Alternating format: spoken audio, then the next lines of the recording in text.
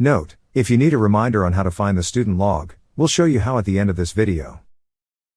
By default, all 16 problems are required to score 85% or better and pass the final assessment. This video is to help site and enterprise license holders of the cold water electrical and PLC Troubleshooting Simulator /assessment software. Specifically, to help instructors and training administrators grade students when they want students to complete only some of the 16 troubleshooting problems simulated. For example, a company or school may want mechanics only to solve the basic electrical problems section, electricians to only solve the 480-volt motor control problems, and the maintenance person to solve only the PLC problems.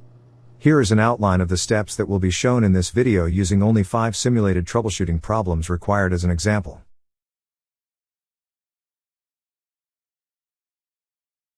Step 1. Decide which of the 16 troubleshooting problems you want the students to complete. Step 2. Enter the number of troubleshooting problems in the score calculator spreadsheet provided.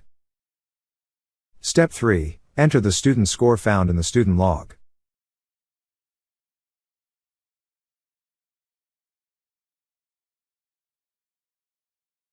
Goal: the max score the student could make by selecting the correct answer the first time on each problem/fault, is in green font.